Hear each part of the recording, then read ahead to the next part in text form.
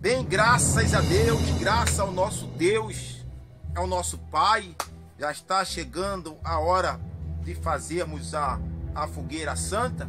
São 10 horas, 10 para as 10, né? Aqui está a campanha 21 dias, hoje sexta-feira, já são 10 horas, né? Nós já estamos no último dia da campanha de Daniel, 21 dias de oração e jejum, que está muito frio. Estamos aqui quase pisando aqui na fogueira. Gostaria até que o nosso irmão Antônio aqui filmasse aqui, ó. Está perto da fogueira aqui, né? Perto da fogueira. Nós vamos daqui a pouco, à meia-noite, nós vamos apresentar ao Senhor Deus novamente e vamos fazer a fogueira santa. A fogueira santa, a fumaça aqui, nós estamos se aquecendo, mas só o Senhor Deus, né? Mas está aqui o seu pedido, está aqui a Projeto de Vida 2017. A vitória é certa. A vitória é certa em nome do Senhor Jesus Cristo. Creia que a vitória é sua, é minha, é nossa, da Igreja Missão Apostólica. Mais uma campanha, crendo que Deus já deu a vitória, tá bom? Que o amor de Deus, a graça do Pai, do Filho e do Espírito Santo esteja com todos os nossos ouvintes.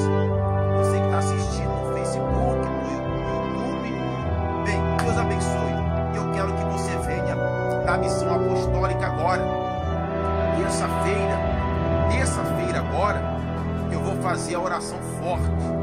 Eu vou fazer a oração, eu vou levar o óleo da unção, o azeite e a mirra.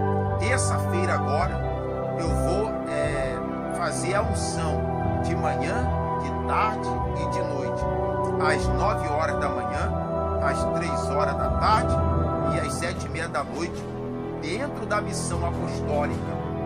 A Missão Apostólica fica no centro da cidade de São Gonçalo, na Travessa Avenida dos Santos 42. Fica ao lado do Clube Mauá, naquela rua ao lado do Clube Mauá.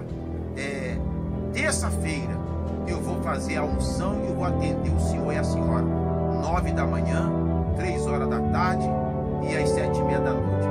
Fique na paz, que Deus abençoe a todos em nome de Jesus. Lembrando, ao lado do Clube Mauá, da bilheteria, terça-feira agora, e aos domingos também, eu atendo às 9 da manhã e às 7h30 da noite. Fique na paz de nosso Senhor Jesus.